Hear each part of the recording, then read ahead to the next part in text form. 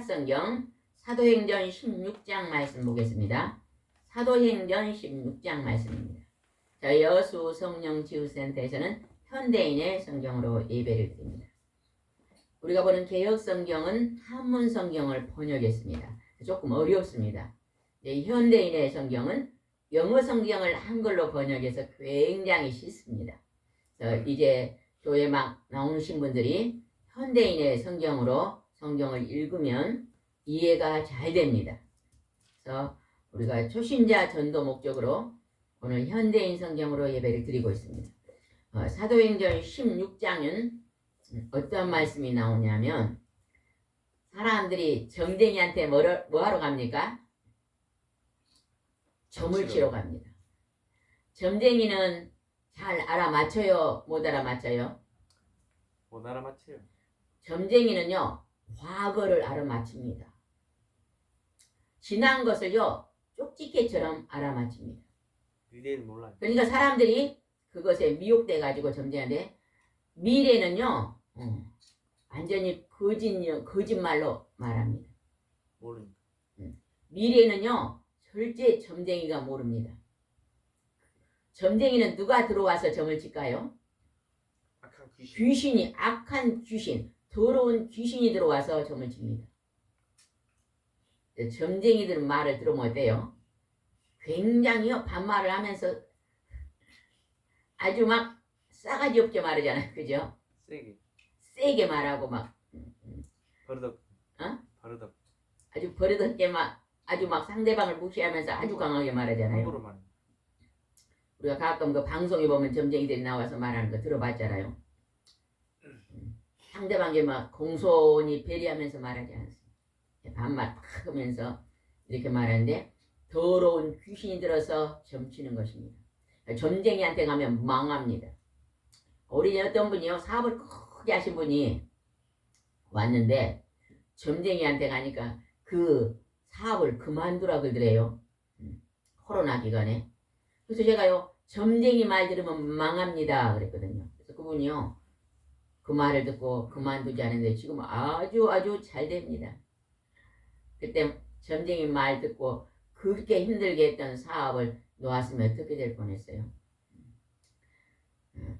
점쟁이가 예수님을 하나님의 아들로 알아본 것이 오늘 말씀에 기록되어 있습니다. 사람들은 예수님이 하나님의 아들인 걸 몰랐어요. 귀신들을 알았다는 거죠. 점쟁이가 예수님이 누구랑 알았다고요? 하나님의 아들이란 걸 알았다는 거죠.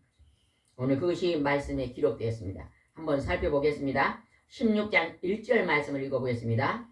바울은 디베에 들어갔다가 루스드라에 갔다. 거기에 디모데라는 지혜자가 있었는데 그의 어머니는 주님을 믿는 유대인이었고 그의 아버지는 그리스 사람이었다. 디모데의 어머니가 누구였어요? 유니게. 그의 할머니는 로이스. 그 어머니는 유대 사람이고 아버지는 그리스 사람이었습니다. 디모데는 할머니의 믿음, 어머니의 믿음을 닮아가지고요 굉장히 믿음이 좋았습니다. 신앙감. 그래서 바울이 디모데를 뭘 삼았어요?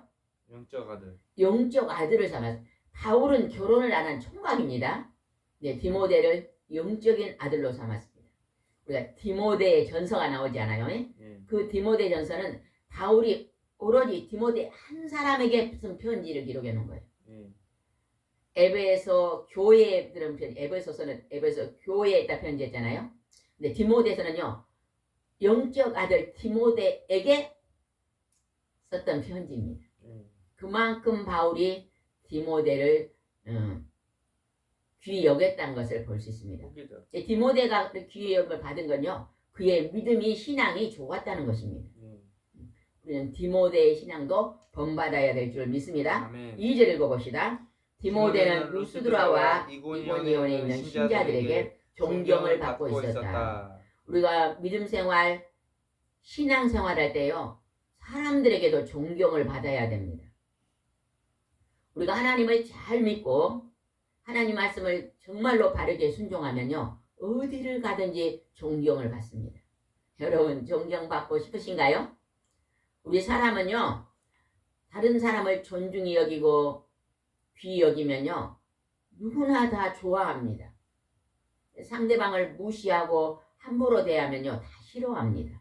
디모데는 아주 그 인격이 하나님을 닮았습니다. 그랬더니 사람들이, 신자들이 그를 존경했다고 그러잖아요. 목사님도 성도들에게 존경을 받아야 됩니다. 집사님들도 성도들에게 존경을 받아야 돼요. 여러분은 오늘 이 세상에 살아가면서 존경을 받고 있습니까?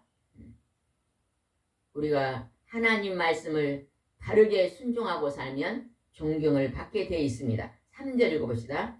그래서 바울은 디모데를 데리고 다니려고 했으나 그의 아버지가 그리스 사람인 것을 아는 그 지방 유대인들 때문에 그를 먼저 데려다가 할례를 행하였다.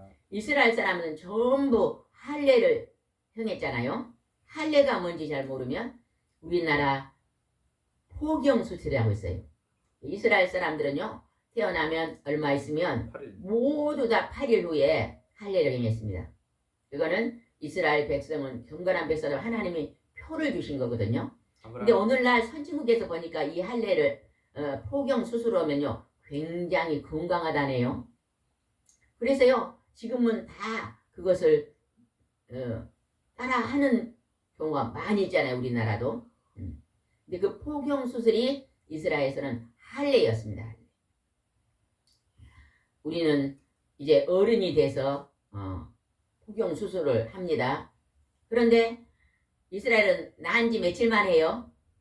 8일 만에 어린아이에게 포경수술을 합니다. 할례를 합니다.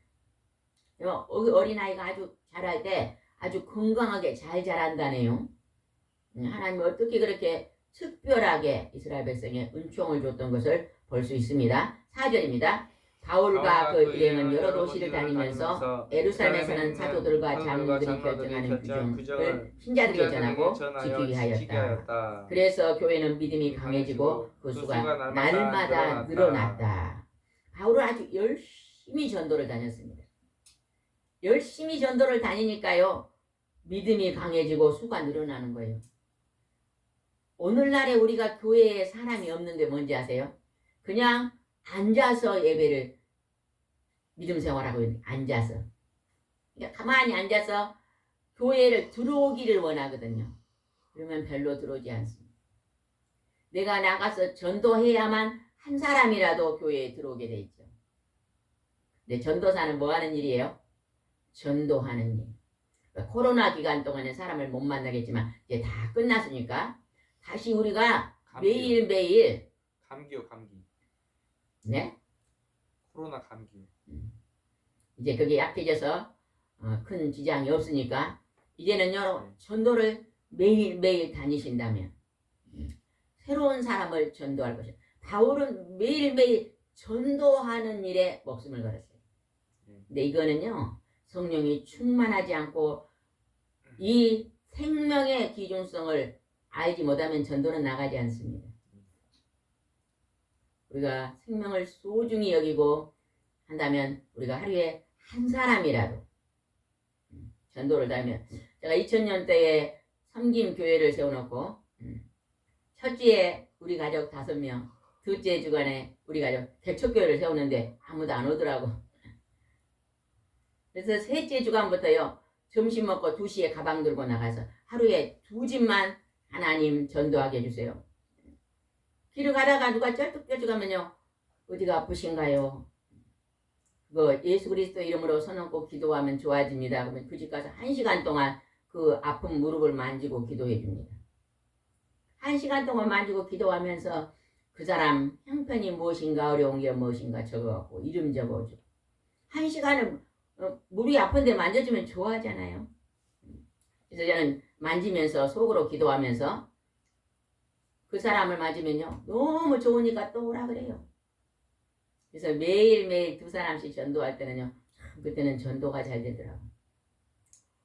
그 사람들이 좋아지면 들어오고 좋아지면 들어오고, 우리 교회 안 와도 또 딸 따라가고 친구 따라가고, 그래서 전도의 문이 조금씩 열리는 걸 봤습니다. 바울이 지금 오늘 그렇게 전도하고 다니는 모습입니다. 여러분요, 우리가 매일 두 사람만 전도한다고 다니면은요, 하나님이 진짜 초대교회가 열릴 것입니다. 초대교회. 요즘 개척교회가 교인이 없다고 말을 해요. 근데 세미나로 막 100명씩 모여서 전도 세미나는 하는데 실전적으로 나가는 건 잘 안 하더라. 여러분 혼자라도요 전도를 한번 다녀보시기 바랍니다. 아멘. 혼자라도 전도를요 매일 그냥 점심 먹고요 1시간만 하나님 내가 전도하고 오겠습니다 하고 운동 삼아서 나가면 얼마나 좋겠어요. 아멘. 공원을 돌고 시장도 돌고. 여러분 집에 많이 있는 것이 많이 있잖아요. 그런 것을 모아놨다가요 시장에 가서 할머니들에게요 하나씩 좀 드려보세요. 누가 얼마 전에 단감을 갖다 줬는데요 잘 안 먹으니까 계속 올해까지 있더라고요. 그냥 가방에 하나 넣어가지고 시장에서 앉아서 판 할머니들 계시잖아요. 2개씩만 주면서 전도해보세요. 얼마나 좋아하시겠어요. 예수 믿고 할머니 천국 갑시다. 마지막에 죽으면은 저승사자가 오면 시커먼 옷을 입고 오면 지옥 갑니다. 천사가 오면은 천국 갑니다. 간단한 것으로 전도하면 얼마나 좋겠어요. 아멘. 난 사람들한테 전도하면서 천국 가고 싶어요. 지옥 가면 전부 다 안 믿는 사람들 어디 가고 싶다 그래요? 천국 가고 싶다 그러더라고요. 그래 아침마다 다녀서 하나님 예수님 나는 천국 가고 싶어요. 이 말씀을 매일 하시면 됩니다 그랬더니요 그거 하신 분들이 꽤 되더라고요. 어렵지 않은 것입니다. 예수님 믿습니다. 아멘. 중국 같은 경우는요 공산주의니까요 교회 못 다니잖아요. 다 가정교회입니다. 시골 같은 데는 교회가 굉장히 멀고 어르신들 걸음도 잘 못 걷는데 어떻게 교회를 날마다 갈 수 있겠어요? 가정의 안에서요 매일매일 하나님 예수님 천국 가고 싶습니다. 기도하면요 그 구원 받습니다. 아멘. 이렇게 전도가 쉬운데 우린 전도에 너무 게을리하고 있는 것을 볼 수 있습니다. 6절을 한번 봅시다. 6절. 성령님이 아시아에서 말씀 전하는 것을 막으심으로 그들은 부르기아의 갈라라 지방을 지나 무시아에 이른 후에 비두니아로 가려고 하였으나 성령님이 그것을 허락하지 않았다. 그래서 그들은 무시아를 지나 드로아에 내려왔다. 아시아로 전도를 가려는데 하나님 막았대요. 그러면서 하나님이 어떤 환상을 보여주는가 봅시다. 9절입니다. 그날 밤 바울이 환상을 보았는데 어떤 마게도니아 사람이 있어서 그에게 마게도니아를 건너와 우리를 도와주시라고 간청을 하였다. 환상이 뭘까요? 환상이요? 환상은 기도하고 있는데요. 이렇게 눈을 자고 있는 게 아니에요. 기도하고 있는데 현실처럼 이렇게 딱 보이는 것입니다. 이게 환상입니다. 기도하고 있는 저도 가끔 기도하고 있는데 어떤 사람의 얼굴이 딱 환상으로 딱 이렇게 사진 찍는 대로 비친 경우가 있거든요. 예전에 그렇게 비친 경우가 있었어요. 아이고 그랬는데 연락을 해보니까요. 아이고 그분이요. 며칠 동안 죽을 고비를 남겨가지고 즉 따살아가지고 오늘 우리 실센터에 온다 그래요. 아이고 술꾼이 술을 얼마나 좋은데 술을 끊고 온다는 거예요. 하나님이 역사하시는 것입니다. 환상 가운데 마게돈이라고. 그랬더니 바울이 순종합니다. 10절입니다. 바울이 그 환상을 본 후에 우리는 하나님이 마게도니아 사람들에게 기쁜 소식을 전하라고 우리 불신당을 판단하고 곧 떠날 준비를 하였다. 바울은 순종을 참 잘했네요. 바울은 매일매일 뭐하는 일에 목숨을 걸었습니까? 전도하는 일에 목숨을 걸었습니다. 근데 오늘날 우리는요 목사님들이요 전도하는 데 목숨을 같은 목사님도요 매일매일 신방하고 사람들을 살피고 가정으로 신방하는 목사님들이 상당히 많이 계시더라고요. 그런 목사님들은요 굉장히요 많은 열매를 거둡니다. 같은 목회를 해도요 신방은 절대 가지도 않고 교회 안에만 앉아서 목회하는 분들은요 교인이 없습니다. 바울은요 언제나 하나님이 명령하신 곳에 즉각 순종한 것 떠날 준비를 했다고 그러잖아요.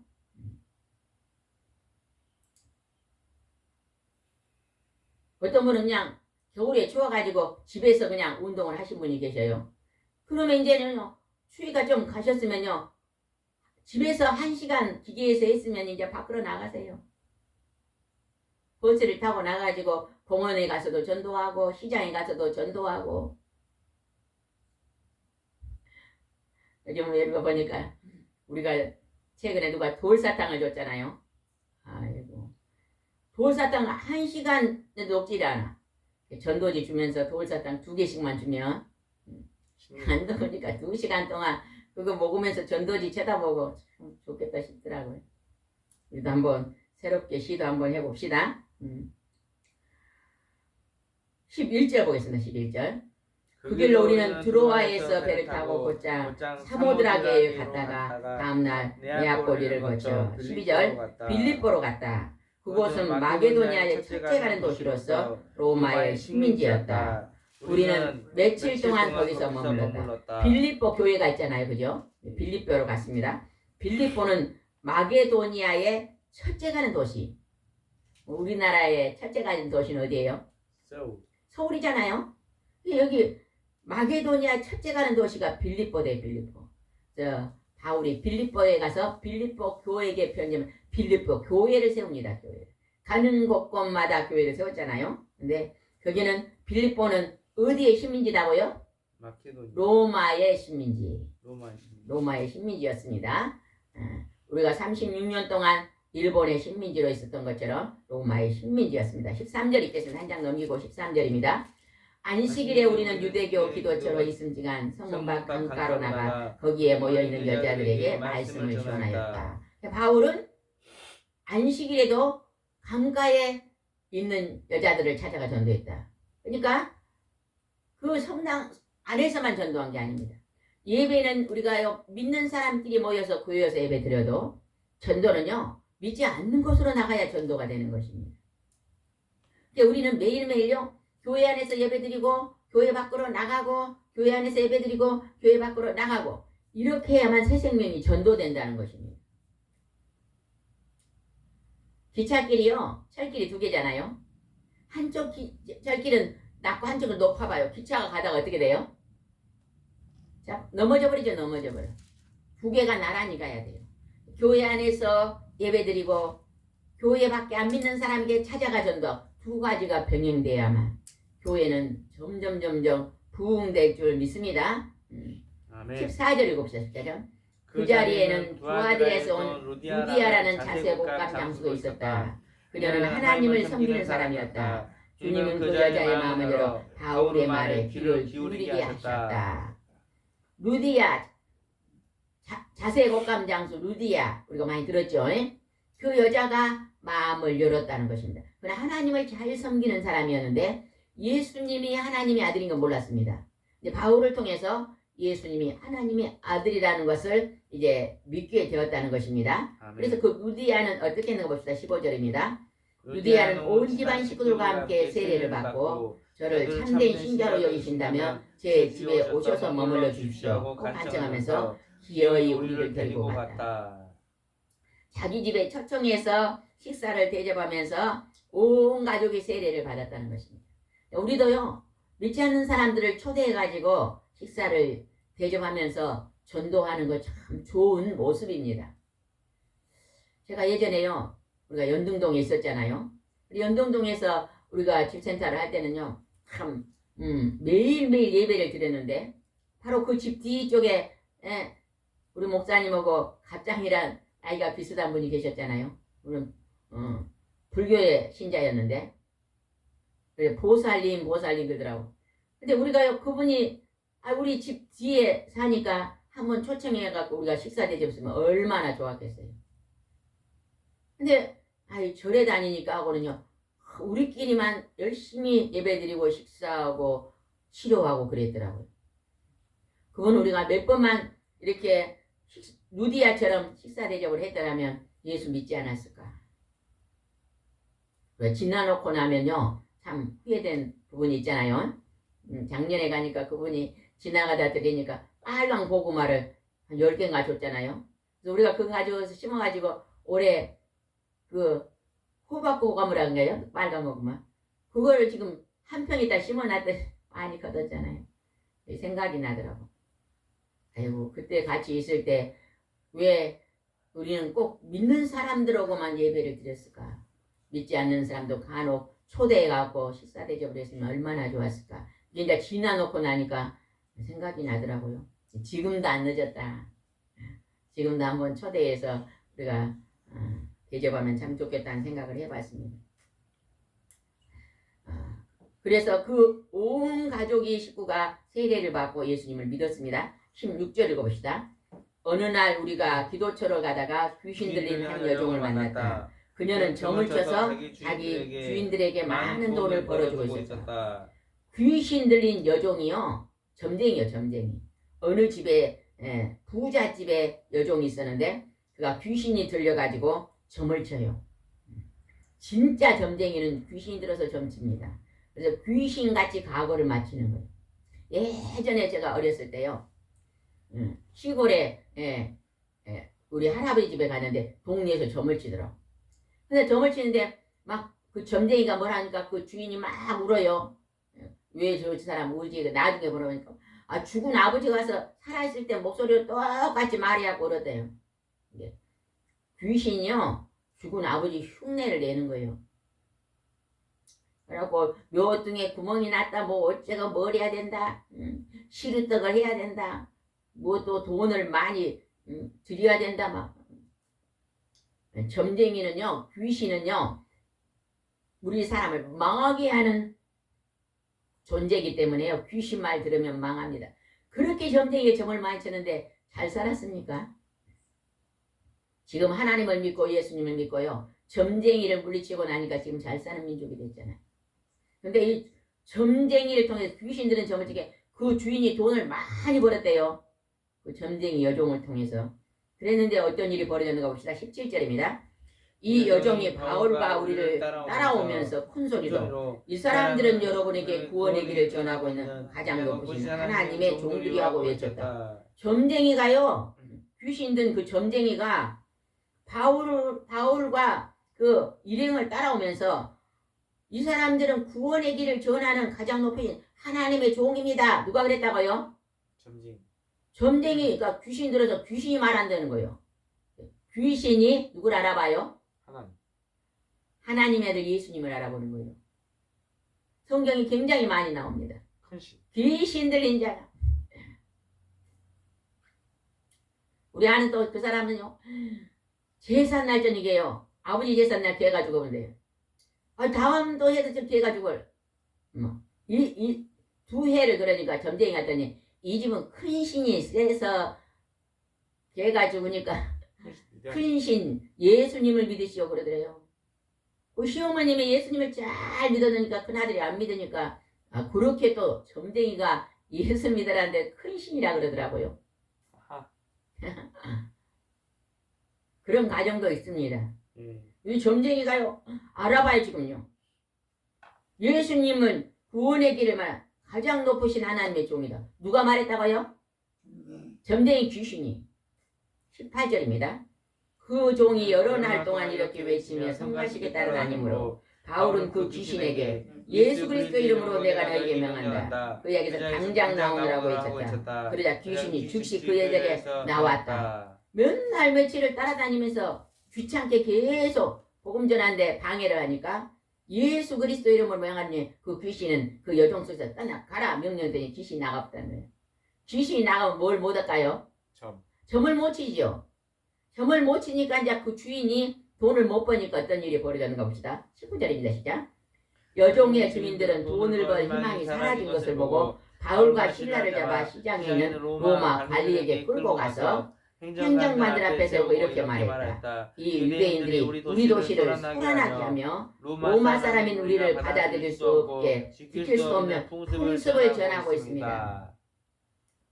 여종이 귀신들하고 점을 취하고 돈을 많이 벌어줬는데 귀신이 나가버리니까 이제 점을 안 쳐주고 돈을 못 벌게 되니까 화가 나가지고 그 주인이 바울과 그 일행을 데리고 로마 관리에게 끌고 가가지고요 고발을 했다는 거예요. 이들이 엉뚱한 것을 전하면서 우리를 힘들게 한다고 고발을 해버렸습니다. 그랬더니 그 로마가 어떻게 했는가 봅시다. 22절. 군중들까지도 그들과 한패가 되어 비난하자 행정관들은 바울과 실라의 옷을 찢어 벗기고 매로 치게 하였다.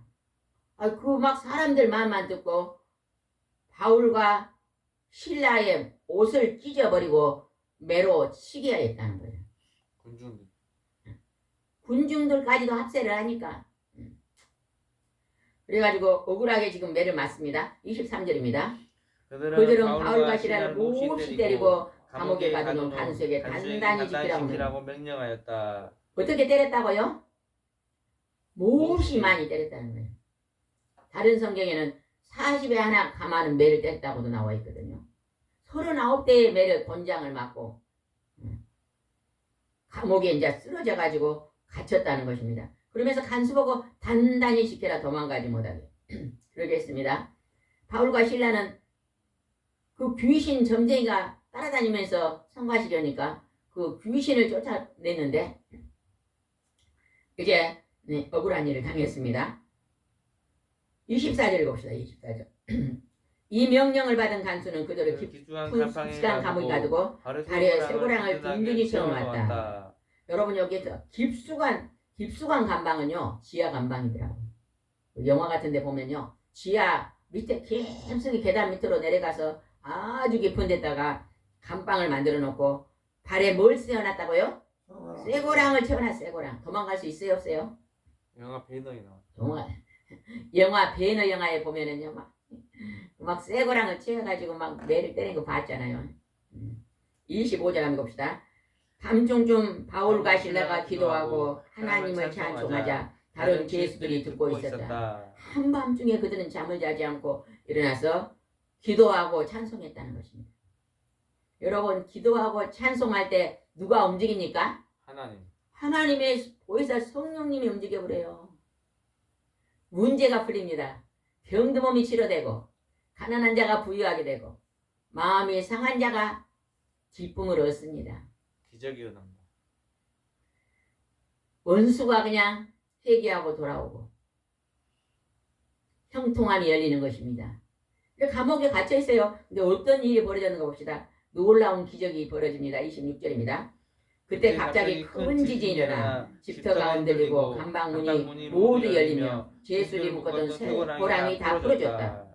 갑자기 지진이 흔들면서 집터가 흔들리고 감방문이 열려버렸어요. 그리고 죄수들이 묶었던 쇠고랑이 풀어져 버렸어요. 얼마나 누가 놀랬을까요? 간수들이 놀랬죠. 간수. 그런데 간수가 어떻게 했는지 27절. 졸던 간수가 깨어나 감방문이 다 열린 걸 보고 죄수들이 도망친 줄로 생각하고 칼을 빼어 자살하려고 했다. 죄수가 잠자고 졸고 있다가 갑자기 지진이 일어나면서 문이 열리고 이리 보니까 문은 열려있지. 나 조는 시간에 그냥 죄수들이 도망가고 그래갖고 죄수들을요 잘못 지키면요 사형감입니다. 사형감. 그러니까 그냥 내가 그냥 사형 받기 전에 내가 먼저 죽어야 되고 자살로 자기가 자기를 칼로 죽으려고 하는 순간에 어떤 일이 벌어졌는가 봅시다. 28절입니다. 그 순간 바울이 큰 소리로 여보시오 우리 여기 다 있으니 칼을 놓으시오 하고 외쳤다. 바울은 도망가지 않았네요. 쇠고랑도 풀어지고 이 문도 열렸는데 바울과 실라는 도망가지 않고 그곳에 가만히 있었습니다. 여보시오 자살하지 마시오 우리 여기 그대로 있어 하고 외쳤다는 것입니다. 29절. 간수는 등불을 구해가지고 뛰어들어가 무서워 떨며 바울과 실라 앞에 엎드렸다. 그냥 등불을 들고 뛰어들어가 보니까 쇠고랑이는 풀어져 있고 무서워서 벌벌 떨면서 엎드렸다. 왜 무서웠을까요? 하나님이 자연은 법칙으로 하나님의 능력이 나타나니까 무서워 벌벌 떨죠. 가만히 지진이 나가지고 옥문은 열어져 버리고 쇠고랑이는 풀어져 버리고 사람이 움직인 게 아니라 하나님이 역사하시니까 무서워서 간수가 지금 벌벌 떨고 있습니다. 엎드렸습니다. 그랬더니 30절. 그리고 그들을 데리고 밖으로 나가 선생님들 내가 어떻게 해야만 구원을 받겠느냐고 물었다. 그래서 그들은 주 예수를 믿으시오. 그러면 당신과 온 집이 구원을 받을 것입니다 하였다. 우리가 전도할 때요 사람들에게 주 예수를 믿으시오. 그리하면 구원을 받을 것입니다. 우리 혹시 교회가 먼 데 있어가지고 갈 수가 없는 그런 사람들도 있잖아요. 요즘은 섬에 보면 한두 명 사는 섬도 있더라고요. 그럼 그런 섬은 있잖아요. 교회가 없잖아요. 그러면 그냥 가정에서 예배를 드리십시오. 주 예수를 믿고 매일 성경 읽고 기도하시고 주일날은 가정에서 예배 드리십시오. 그러면 구원을 얻습니다. 그러면 그가 가정교회가 세워지는 것입니다. 이름의 교회가 세워지죠. 무형교회, 유형교회 같잖아요. 예배당이요. 건물입니다. 우리 한 사람 한 사람이 교회잖아요. 이름의 교회가 세워지는 거죠. 찬양 부르고. 찬양 드리고 성경 읽고 기도하면 네. 주 예수를 믿으십시오. 그러면 당신 온 집에 구원을 받을 것입니다. 그러고서 그들은 간수의 온 가족에게 하나님 말씀을 들려주었습니다. 하나님 말씀을 전도했습니다. 33절. 그럼 바로 그날 밤에 바울과 실라를 데려다가 매맞은 상처를 씻어주고 온 집안 식구들과 함께 즉시 세례를 받았습니다. 여기서 그 간수가요. 간수들은요. 그 감방에서 그 금방애가 집이 있대요. 자기 집으로 데려가가지고 아까 매를 맞아가지고 상처가 지금 굉장히 많이 피가 났을 거 아니요. 거기를 씻어주고 약도 발라주고 그리고 그들에게 온 식구가 세례를 받았다는 거예요. 세례. 우리가 세례는 교회에 오면 6개월 되면 학습을 받고 또 6개월이 지나면 세례를 받잖아요. 1년이 지나면 세례를 받습니다. 세례는 뭐예요? 내가 이제 죄에서 구원함을 얻었다는 표시잖아요. 그죠? 예수님과 함께 나는 죽고 예수와 함께 삽니다는 죽었다 살아났다. 살아났다. 별로 세례를 받았습니다. 34절. 그리고서 그들은 자기 집으로 데려가서 음식을 대접하고 하나님을 믿게 된 것을 온 가족과 함께 기뻐하였습니다. 참 그 간수는 복을 받은 것 같아요. 그죠? 특별한 은총을 받았잖아요. 그죠? 35절. 나리박자 행정관들이 직원들을 보내 두 사람을 놓아주라고 하였다. 그래서 그 간수가 바울에게 행정관들이 선생님을 놓아주라고 했습니다. 이제 나와서 평안히 가십시오 하였다. 37절. 그러나 바울은 그 직원들에게 이렇게 말했다. 로마인 사람이 우리를 재판도 하지 않고 대중 앞에서 데리고 감옥에 가뒀으니 이제 몰래 보내겠다는 건가? 그들이 직접 와서 우리를 데리고 나가도록 하시오. 바울과 실라는 바울은 로마 시민권자잖아요. 예. 어려서부터 부자로 살면서 로마 시민권을 샀습니다. 예. 시민권자. 우리나라 사람도 미국에 가면 미국 시민권 있는 사람이 미국에서 미국 시민이 되잖아요. 그죠? 로마 시민인데 그냥 조사도 않고 때려가지고 감옥에 가만는데 이제 나가라 그냥. 그리고 지금 바울이 큰 소리를 칩니다. 당당. 행정관들이 와서 데리고 나가라. 이렇게 말합니다. 38절. 직원들이 말을 행정관에게 보고하자 그들은 바울과 실라가 로마 사람이라 말고 겁이 들고 로마 사람은요 이렇게 그 사람을 재판도 안 하고 몇 때리면요 큰일 납니다. 그냥 재판도 안 하고 그러니까 그들이 겁이 덜컥 났다는 것입니다. 39절. 그래서 그들은 감옥으로 와서 바울과 실라를 달래며 데리고 나가 그 도시를 떠나달라고 간청했다. 달래며줘요. 잘못했으니 사정하면서 죄송합니다, 미안합니다, 몰라봤습니다 하면서 막 손발을 싹싹 빌면서 달래고 데리고 나가서 이제 이 마을, 이 도시를 떠나달라고 간청했다는 것입니다. 40절입니다. 그 두 사람이 감옥에서 나와 루디아 집으로 가서 신자들을 만나보고 그들을 격려하는데 그곳을 떠났다. 누디아가 두 아들에서 온 누디아 자세곡감 장소였죠. 그 가정도 다 세례를 받고 구원을 받았는데 그 집에 가서 신자들을 만나고 또 그곳을 떠나 데살로니가로 이제 갑니다. 바울은요 이곳에 전도해서 그곳에 이름의 교회를 세워놓고 또 이곳에 전도해서 이름의 교회를 세우고 얼마나 중요한지. 우리 목사님도 이제 퇴직을 했으니까 그렇게 이름의 교회를 세우면 참 좋을 것 같습니다. 오전에 새벽 기도는 드리고 오전에 예배 드리고 오후에는 시간이 많잖아요. 그러면 하루에 한 가정 두 가정만 우리가 전도하고 그곳에 가서 예배 드리고 그 이름의 교회를 세우고 얼마나 하나님 기뻐하시겠습니까? 하나님이 역사하실 줄 믿습니다. 아멘. 오늘 점쟁이가 누굴 알아봤다고요? 하나님의 아들 예수님을 알아봤습니다. 귀신들은 알아봤는데 사람들은 이 시대에 몰라봤습니다. 점쟁이가요, 예수 믿는 사람이 들어가면 점쟁이가 점괘가 안 나온다네요. 옛날에 어떤 분이 신앙이 좋은 사람이 친구 따라 점쟁이, 당신은 큰 신이 있어서 점을 칠 수 없어. 당신 이마에 십자가 붙어서 그러더라고요. 계시록에 보면은요, 그 몸에 뭐예요?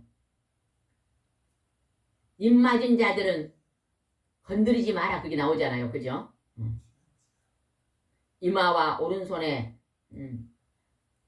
입 많은 자. 하나님의 힘. 하나님의 인을 많은 자. 그리고 그렇게 십자가가 이마에 표가 돼 있나 봐요. 우리는 알지만 점쟁이가 말하더래요.